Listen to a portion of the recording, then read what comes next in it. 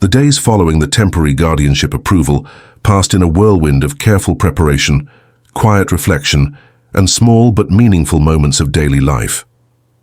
Matthias's routines had solidified. Feeding schedules, playtime, and nap times were managed with an instinctive precision, and the home had fully transformed into a child-centered environment. Every corner spoke of care and love, soft rugs for crawling, toys within reach, safety locks on cabinets, and baby-proofed furniture. Despite the joy in the home, a lingering anticipation remained, the adoption process itself. Matthias knew that finalizing Gabriel's status as his son would require patience, attention to detail, and continued dedication. Yet after months of preparation, evaluations, and documentation, the path ahead seemed less daunting. He had built a solid case, grounded not just in legal documentation, but in the undeniable bond between father and child. On the day of the adoption hearing, the courtroom felt formal, yet not intimidating. Judge Marcia Fernandez, aware of the thoroughness of the preparations, addressed Matthias with a calm yet attentive demeanor. Dr. Henrique was by his side, presenting a meticulously organized dossier that included medical reports, psychological evaluations, testimonies from Carmen and Patricia, and detailed records of Gabriel's daily care and development. The judge asked questions to ensure clarity and understanding. "Mr. Matthias, can you describe your commitment to this child's well-being and long-term development?" she inquired.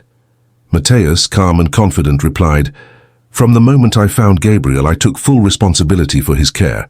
Over the past year, I have provided a safe, loving, and nurturing environment. I am fully committed to his emotional, physical, and educational development for as long as I live." The judge then turned to Dr. Henrique, who confirmed that all legal prerequisites and professional evaluations supported the adoption. After careful review, Judge Fernandez nodded and smiled. "Based on the evidence presented, the evaluations conducted, and the best interest of the child, I hereby grant the adoption.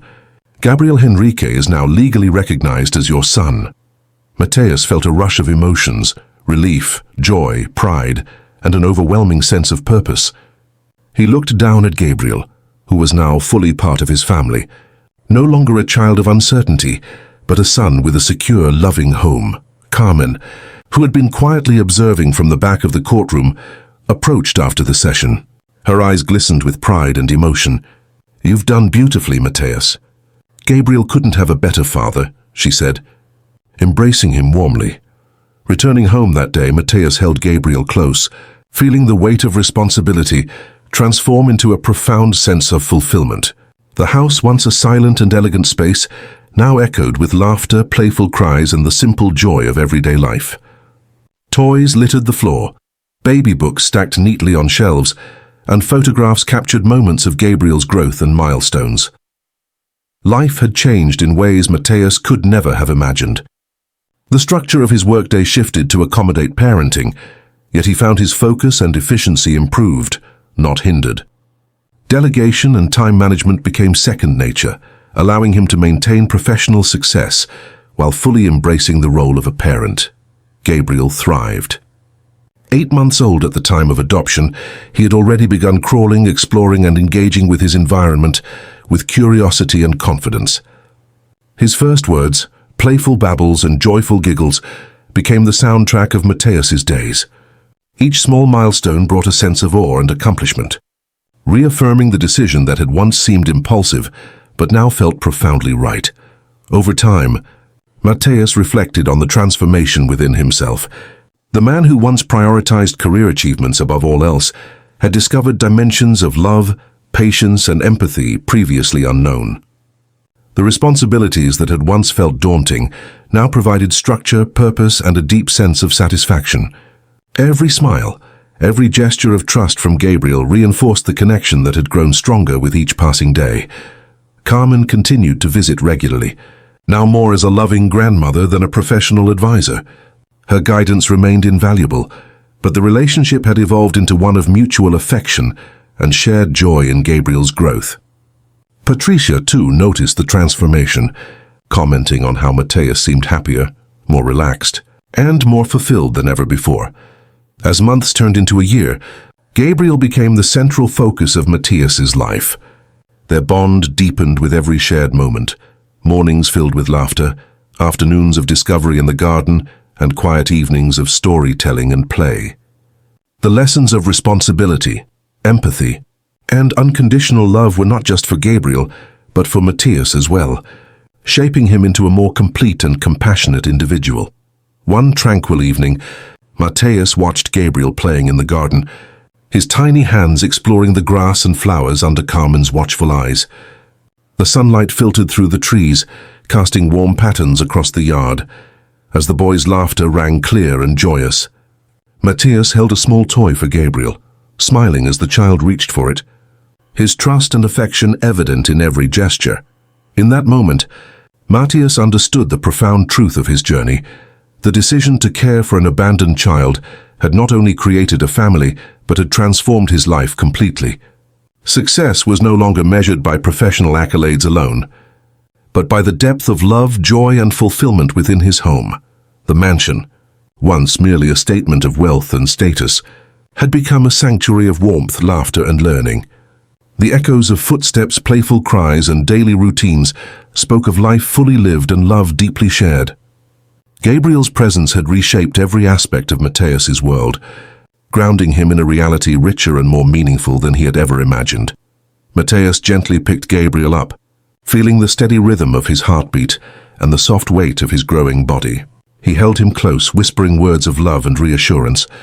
"You are my world, Gabriel. I will always protect you, care for you, and love you." Gabriel responded with a bright smile, his trust and joy unambiguous, sealing the bond that had grown from an unexpected encounter into a lifetime of love.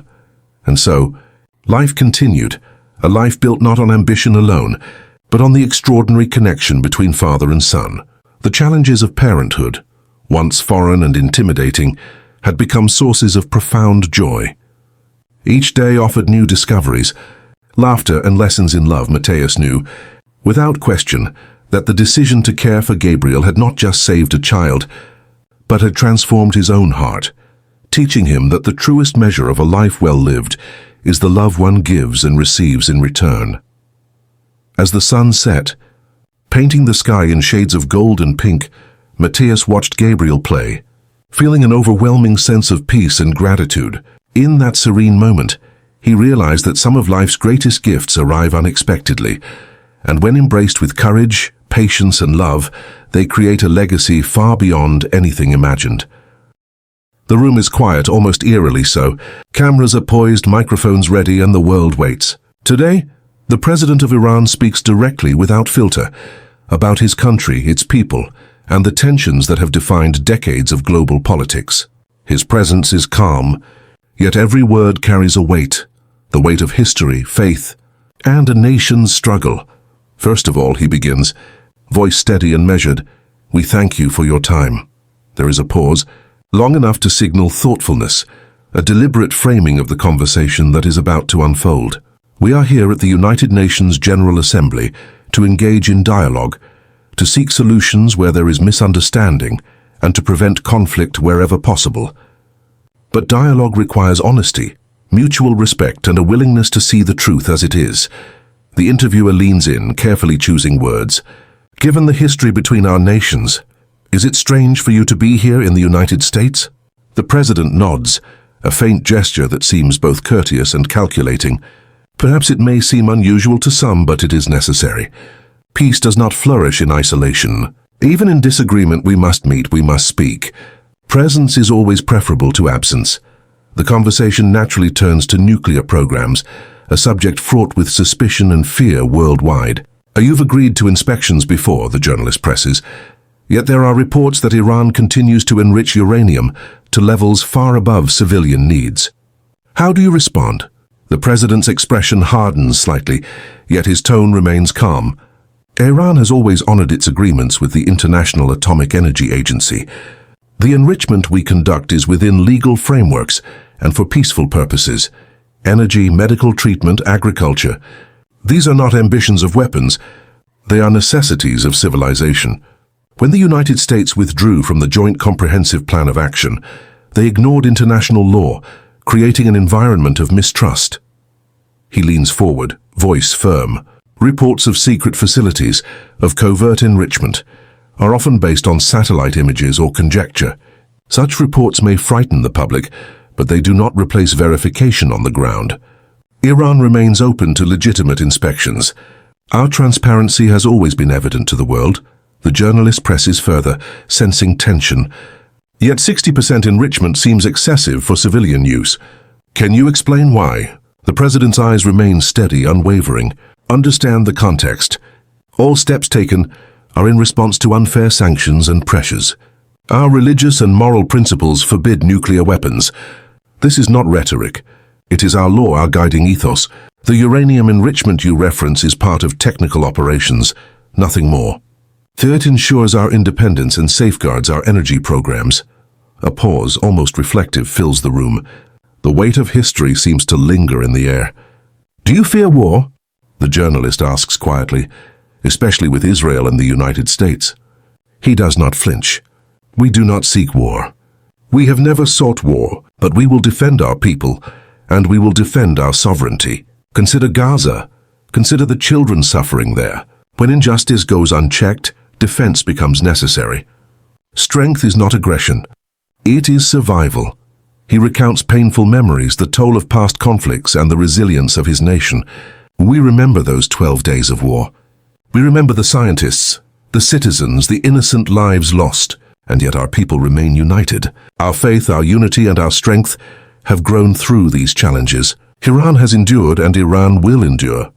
As the conversation shifts to domestic issues, he speaks candidly. The case of Mahsa Amini revealed weaknesses.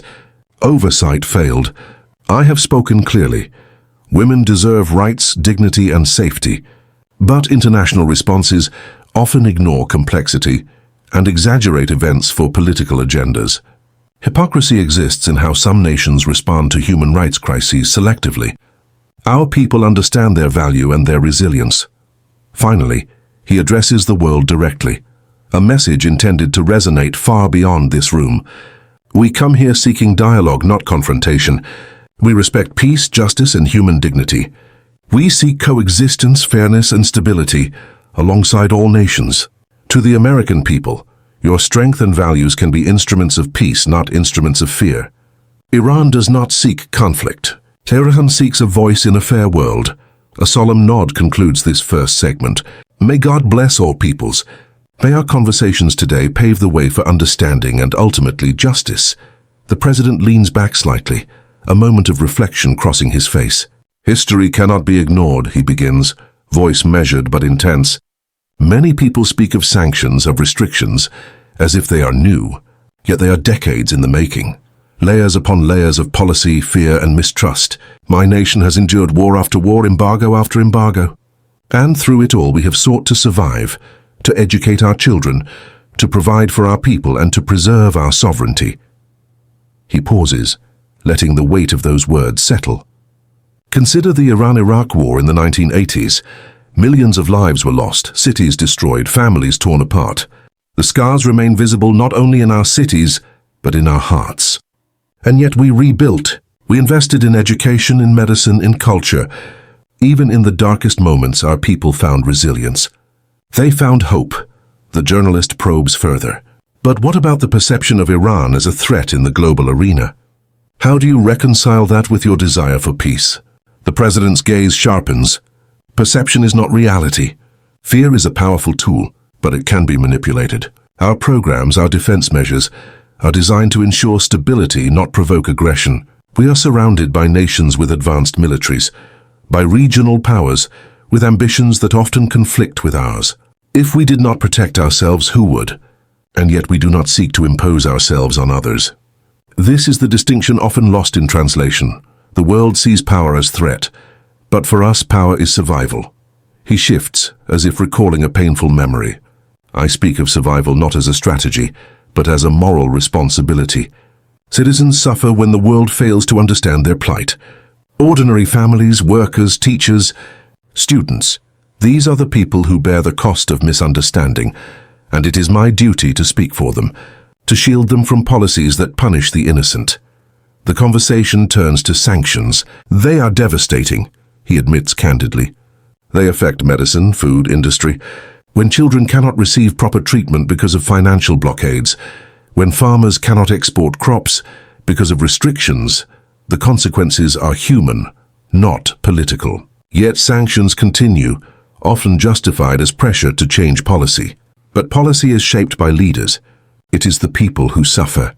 The international community must ask, are we punishing governments or the citizens who have no voice? He leans forward again, a quiet intensity in his eyes. And yes, we have responded. We have developed technologies, built capabilities, adapted strategies to ensure that our nation can endure. This is not defiance for the sake of defiance. It is a measure of necessity, a reflection of responsibility to our citizens.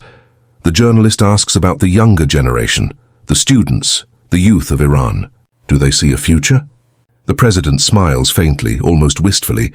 Yes, they are ambitious, they are educated, and they are resilient. Despite economic hardships and political pressures, they study, they innovate, they dream. I see hope in their eyes. I see determination. They remind us that even under pressure, a nation can thrive. They are the bridge between what has been endured and what can be achieved. The discussion turns to regional relations, a delicate subject. Israel, Saudi Arabia, the Gulf states. Tensions persist. How do you envision peace in this region? He replies carefully, peace requires recognition, dialogue, and respect for sovereignty. Threats do not lead to peace. Dialogue does. We extend an open hand, even when it is met with skepticism. But we are not naive. Threats will be met with defense. Diplomacy is not weakness. It is strategy. And strategy must always consider the human cost, the civilian cost above political gains. A long pause fills the room.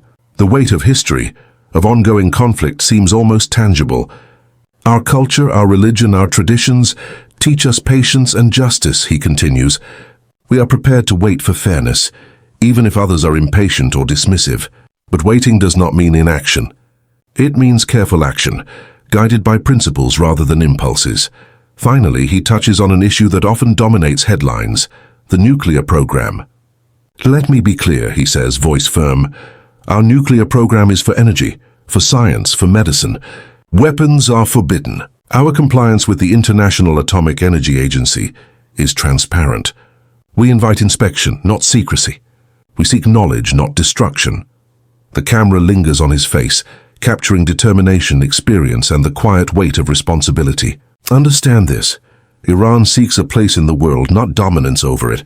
We seek partnerships, not enemies. We are prepared for dialogue, negotiation, and compromise, but never at the expense of our people or our principles. Peace is not simply an abstract ideal. It is a choice that requires courage, commitment, and sacrifice. The conversation shifts to stories of ordinary citizens, the backbone of the nation. The president's tone softens, almost reflective. Let me tell you about a teacher in Mashhad, he begins. She has been working for 30 years, teaching children despite low pay, despite shortages in textbooks, despite the weight of sanctions. Yet she continues. Every morning, she walks into a classroom filled with eager faces, determined to give them knowledge, hope, and a chance for a better future. These are the unsung heroes, the real strength of our nation. He pauses, letting the image settle. And there are the farmers, who rise before dawn, tending to their crops, fighting drought, finding ways to sell their produce despite logistical challenges. They work because they must, but also because they believe in sustaining their communities. Their perseverance is a testament to the human spirit, to the belief that life can flourish even under pressure. The journalist leans in, curious. But what about the youth? Many in the West believe they are restless, seeking to leave the country. Do you see that? The president's expression shifts, a mix of pride and realism.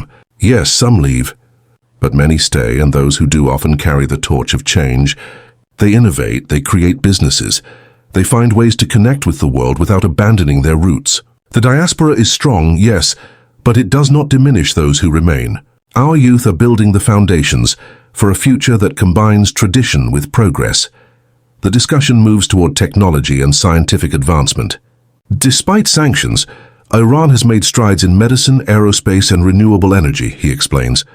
We have doctors performing complex surgeries, engineers launching satellites, and scientists researching new ways to treat diseases. These achievements are not born of ease. They are born of necessity, creativity, and determination. Every challenge forces innovation. Every restriction forces a solution. A question arises about regional influence and military presence. The president responds with careful nuance. Our military is a shield, not a sword. It is a deterrent, not an instrument of conquest. We prepare for defense because we have been historically threatened. Every nation must protect its borders and its people, but we do not seek to impose our will on neighbors. Our interest lies in stability, trade, and coexistence.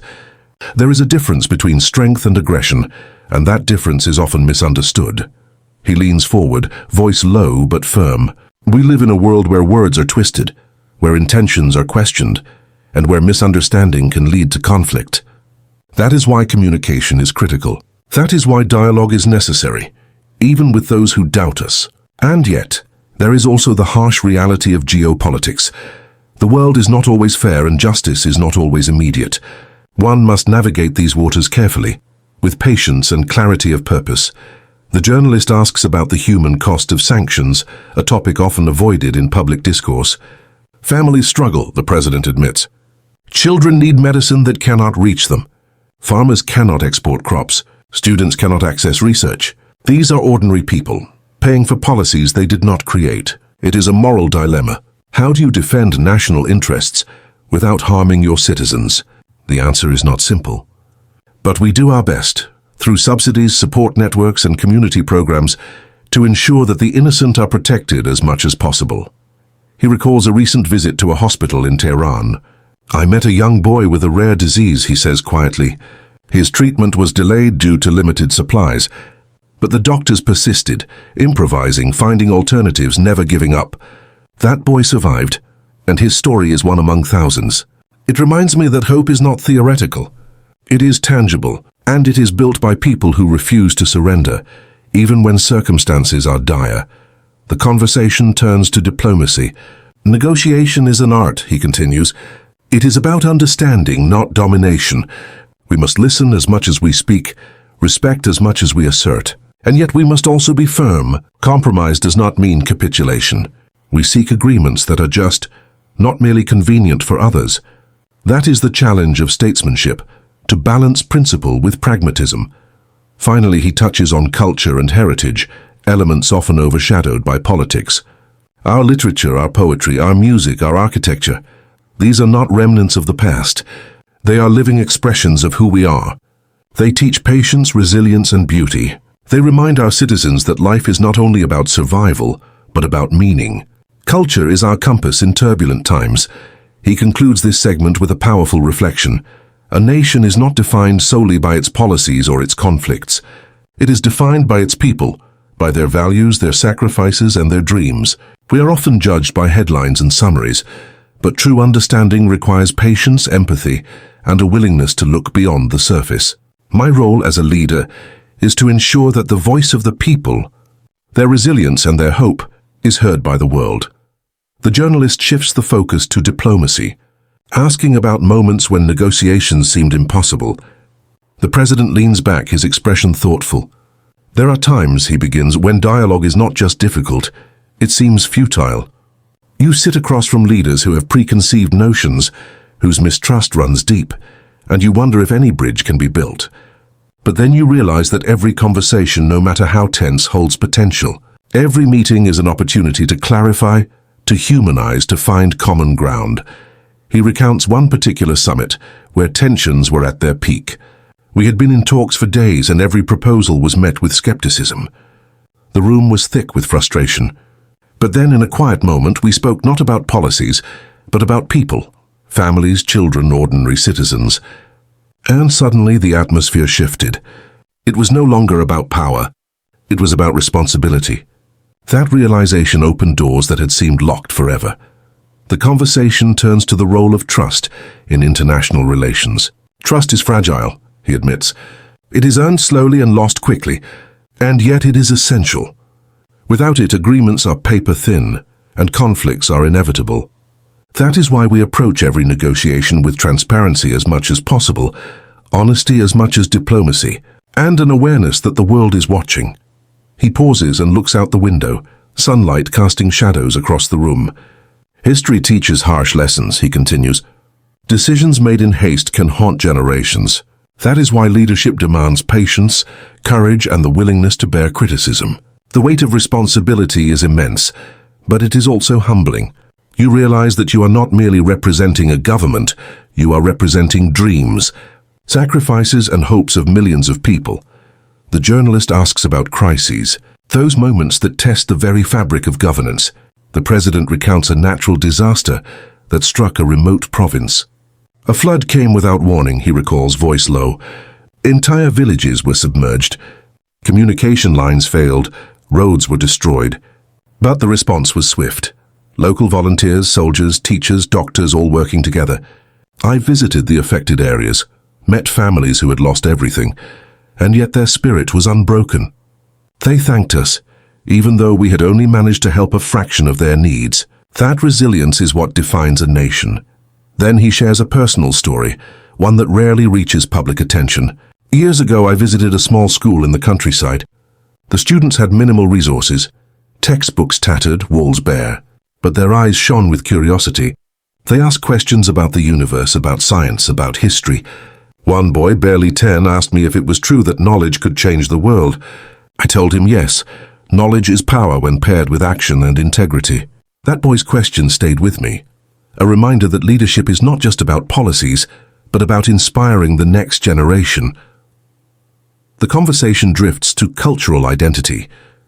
People often underestimate the role of culture in resilience, he explains. Poetry, music, architecture, even everyday customs, they provide continuity, meaning, and hope. In times of adversity, culture sustains us. It reminds citizens that life is not solely about survival, but about dignity, beauty, and connection. A question arises about the global perception of Iran and how it contrasts with lived reality. Images in the media are selective, he says. They show conflict and tension, but rarely the acts of kindness, the communities helping one another, the innovation emerging from necessity. The world sees headlines, not human faces, and yet those faces, ordinary people resilient and compassionate, are the true story of Iran. They deserve to be seen and understood. The journalist inquires about the personal cost of leadership. The president reflects, voice quiet but firm. Every decision, every policy carries weight. There are sleepless nights, moments of doubt, criticism that cuts deep. But there is also a profound honor, to serve, to protect, to guide. One learns to accept imperfection, to strive for improvement, and to find solace in small victories. Finally, the conversation touches on hope. Hope is not naive, he emphasizes. It is deliberate. It is choosing to act, to innovate, to connect, despite obstacles. It is teaching children, supporting neighbors, finding solutions in impossible situations. Hope is the heartbeat of a nation, invisible yet undeniable. Without it, all efforts falter. With it, even the smallest actions ripple outward, creating change. As the segment closes, the journalist observes the depth of insight, the humanity behind leadership. The president smiles faintly, almost shyly. Leadership is not about being invincible, he says.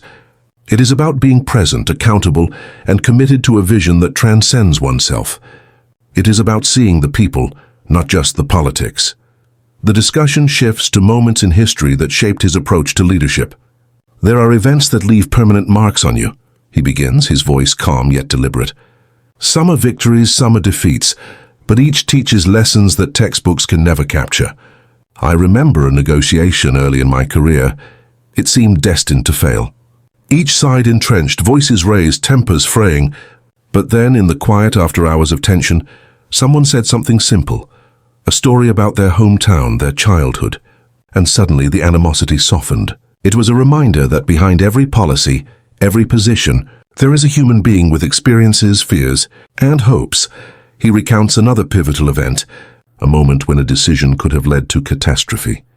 The choice was clear in urgency, but unclear in outcome, he explains.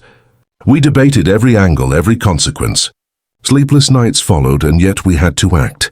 What guided us was a principle I hold above all, the safety and dignity of the people.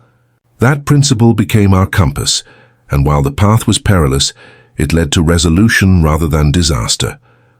The journalist asks about the personal side of such pressures. Leadership, he replies, is not a solitary experience, nor is it glamorous. It is a constant negotiation with reality, with constraints, with expectations. There are moments when personal desires must be set aside. There are moments when you realize that people's trust is both a gift and a burden. And yet, it is this trust that motivates, that inspires one to persevere even when the odds seem insurmountable. He reflects on mentorship and the importance of guiding the next generation. I was fortunate to have mentors who did not just teach tactics, but values, he says. Integrity, empathy, patience. These are not qualities measured by polls or power, but by their impact on people's lives. I try to pass these lessons on, to create leaders who can think critically, act ethically, and care genuinely. The conversation turns toward diplomacy on the global stage. Diplomacy is more than negotiation. It is listening, he emphasizes. It is understanding not only the words spoken, but the unspoken fears and aspirations. It is patience, for progress often comes in inches rather than miles. And it is creativity, finding solutions that are not obvious, that satisfy multiple needs simultaneously. That is the art of leadership in an interconnected world. He shares a story of a humanitarian crisis that demanded immediate action. We received reports of famine in a remote region, he recalls. Access was difficult, resources were limited, yet we coordinated aid with unprecedented speed. Local communities, international partners, and volunteers worked together. I met families who had not eaten properly for days, yet they greeted us with smiles and gratitude. It reminded me that compassion, when combined with action, is transformative. The journalist probes the subject of criticism and public perception. The president nods, acknowledging the weight of scrutiny. Criticism is inevitable, he says. One can never satisfy everyone, but it is essential to differentiate between destructive cynicism and constructive feedback. Leaders must listen, adapt, and remain principled. The goal is not to be universally loved, but to be just, responsible, and effective. He discusses the role of memory and reflection in leadership. I keep a journal, he admits. Every major decision, every conversation that mattered, I record. Not for posterity, but to learn. Reflection prevents repetition of mistakes. It clarifies intentions. It reminds one why the work matters, even in moments of exhaustion or doubt. Finally, he addresses the future, the vision that guides his service. The world changes rapidly, he says, eyes steady. New technologies, shifting alliances, environmental challenges, social transformation. Each demands adaptability and foresight. My hope is that we cultivate not only solutions for today, but a foundation for tomorrow. That the generations who follow inherit not just stability, but opportunity, resilience, and hope. The segment closes with a sense of quiet determination. Leadership is a journey, he reflects. It is filled with trials, but also profound rewards. It is about listening, acting, learning, and above all, caring. History will judge, but in the present, our duty is to serve with honesty, courage, and humanity. That is the essence of stewardship, the heart of responsibility, and the measure of a life committed to others. The conversation drifts into the quieter moments of his life, the small rituals and routines that sustain him. People often imagine leadership as constant drama, he says, a faint smile tugging at his lips. In truth, it is punctuated by ordinary acts. Reading letters from citizens, walking through a local market, listening to children's laughter in a park. These moments are grounding. They remind you of why you endure the pressures, why you persist through endless meetings and decisions that weigh heavily. He pauses and recounts a personal memory from his youth, a lesson that still guides him. I remember helping my grandmother tend a small garden, he begins softly. She would say, patience is invisible, but it nourishes everything. At the time, I didn't fully grasp it, but now, decades later, I see its truth in every negotiation, every policy, every effort to build trust. Patience allows vision to mature, mistakes to teach, and people to grow. Turning to family, he shares the delicate balance between public duty and private life. Love and responsibility coexist, he explains. There are sacrifices, moments of absence, and unspoken regrets. Yet family is both refuge and anchor. Their support allows you to stand firm in the world, and their understanding reminds you that life is more than power or policy. He reflects on moments of doubt, admitting vulnerability. There were nights I questioned my choices, he says candidly, Decisions that could not be reversed. Actions with consequences that rippled far beyond my office. In those moments, I relied on reflection, counsel from trusted advisors, and a commitment to principle. It is in facing doubt that clarity emerges. The journalist gently inquires about hope. He leans back, letting the weight of experience settle into calm conviction. Hope is not naive optimism, he clarifies. It is active, deliberate, and demanding. It requires effort, courage, and faith in others. To inspire hope in a nation, you must act decisively, uphold justice, and nurture the possibility of change. Hope without action is wishful thinking. Action without hope is futile. He tells a story of a young leader he once mentored, a bright individual with energy and vision but little experience. I watched them struggle, stumble, and yet rise, he recalls. It was a reminder that leadership is generational. We prepare those who follow not for glory, but so that the journey continues, guided by values that endure beyond a single lifetime. The narrative shifts to a broader reflection on humanity. Every decision touches lives in ways you cannot always see, he says. Every policy, every choice carries consequences that extend far beyond the immediate. It humbles you and yet it motivates.